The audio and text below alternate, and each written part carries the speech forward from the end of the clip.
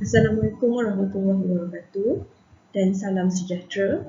Selamat datang ke program E-Belajar Sains Tingkatan 3, Bab 3. Saya Cikgu Nafisa binti Yahya dari Sekolah Menengah Sains Mustafa Shah, Melaka. Dalam program E-Belajar kali ini, kita akan membincangkan tentang Bab 3 iaitu pengangkutan. Dalam Bab 3, terdapat 5 subtopik iaitu sistem pengangkutan dalam organisma, sistem peredaran darah, darah manusia, pengangkutan dalam tumbuhan, seterusnya sistem peredaran darah dalam haiwan dan sistem pengangkutan dalam tumbuhan. Jadi, pada hari ini cikgu akan fokus kepada subtopik 3.1 iaitu sistem pengangkutan dalam organisma. Baiklah, cikgu harap semua anak murid boleh bersedia dengan buku teks masing-masing. Boleh rujuk dalam buku teks muka surat 80.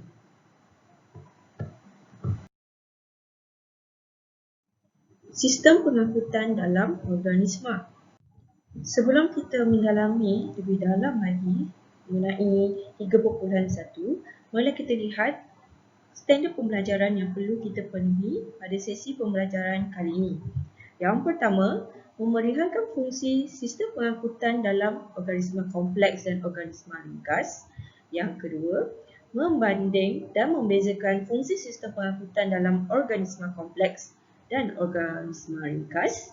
Yang ketiga, mewajarkan kepentingan fungsi sistem pengangkutan dalam organisma. Baiklah, cikgu harap semua murid telah bersedia dengan buku teks masing-masing. Semua boleh rujuk dalam muka surat 80. Keperluan sistem pengangkutan dalam organisma. Setiap sel memerlukan oksigen untuk respirasi sel dan nutrien untuk mendapatkan tenaga. Karbon dioksida dan bahan kumuh lain yang dihasilkan oleh sel perlu disingkirkan ke persekitaran luar. Proses membawa oksigen, nutrien dan bahan keperluan lain dari persekitaran luar masuk ke dalam sel adalah secara resapan. Proses menyingkirkan bahan kumuh daripada sel juga adalah secara resapan. Sekarang mari kita lihat tentang sistem pengangkutan dalam organisma ringkas. Apakah yang dimaksudkan dengan organisma ringkas? Organisma ringkas adalah organisma yang mempunyai satu sel. Contohnya, ameba, euglena dan paramecium. Organisma ringkas seperti organisma unisel ini tidak mempunyai sistem pengangkutan yang khusus. Jadi, bahan keperluan sel seperti oksigen dan nutrien yang masuk terus ke dalam sel secara resapan melalui membran sel. Bahan kumuh pula seperti karbon dioksida juga disingkirkan dari sel ke persekitaran luar secara resapan melalui membran sel.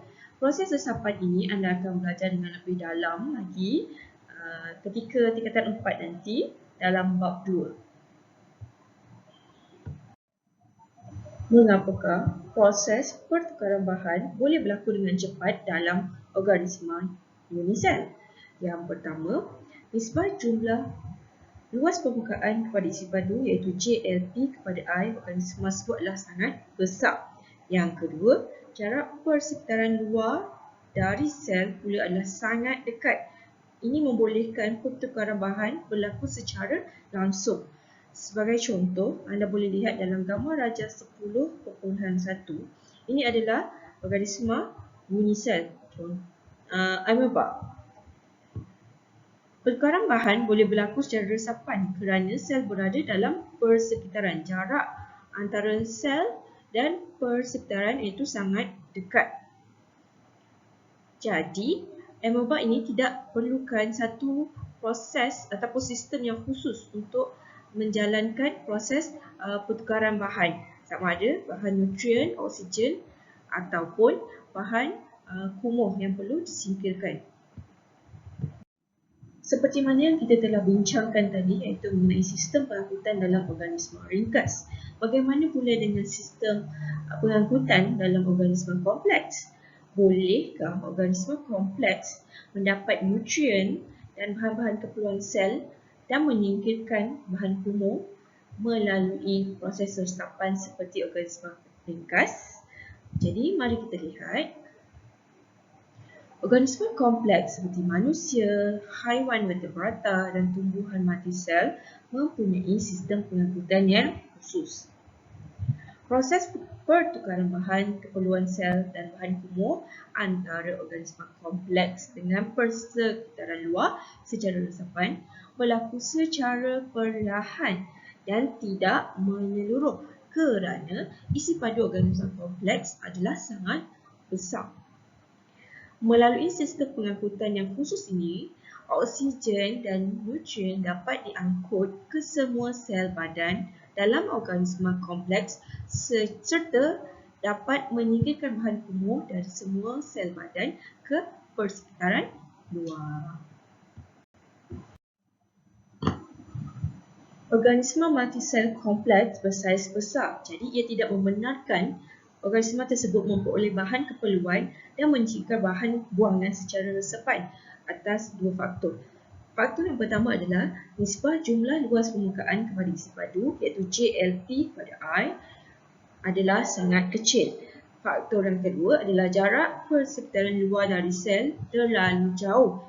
Itu tidak membenarkan berlaku pertukaran bahan secara langsung.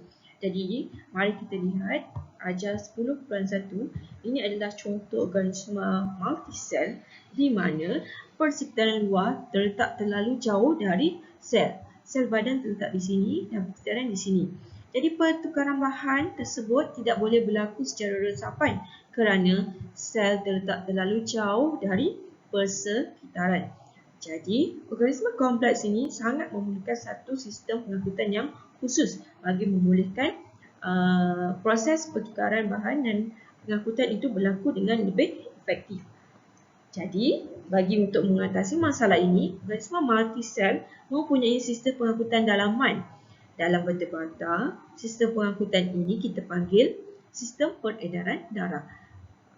Anda akan belajar mengenai sistem peredaran darah dalam subtopik seterusnya iaitu 3.2. Seterusnya, mari kita lihat tentang kepentingan fungsi sistem pengangkutan dalam organisma. Yang pertama, sistem pengangkutan ini akan mengangkut bahan keperluan sel seperti oksigen dan nutrien yang digunakan untuk menghasilkan tenaga melalui respirasi sel.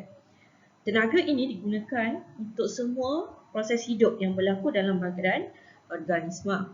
Yang kedua, sistem pengangkutan juga mengangkut bahan keperluan sel tumbuhan seperti garam mineral, air dan hasil fotosintesis untuk menjalankan semua proses hidup dalam tumbuhan.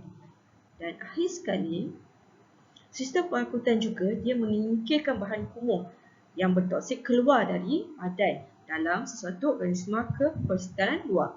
Bahan kumuh yang bertoksik yang gagal disingkirkan daripada sel akan meracuni badan dan seterusnya akan membunuh organisma tersebut. Seterusnya, mari kita lihat tentang impak ataupun kesan sekiranya sistem pengangkutan tidak dapat berfungsi dengan baik. Yang pertama, makanan tidak dapat dibuat dalam tumbuhan hijau melalui fotosintesis. Tanpa makanan, tumbuhan dan haiwan akan mati. Yang kedua, bahan kumuh yang bertoksik gagal disingkirkan daripada badan ke persekitaran luar. Jadi ini akan meracuni badan dan membunuh organisma. Dan akhir sekali, respirasi sel juga tidak dapat dilakukan sekiranya sistem pengangkutan tidak dapat berfungsi dengan baik kerana tanpa tenaga, proses hidup tidak dapat berlaku dalam badan organisma.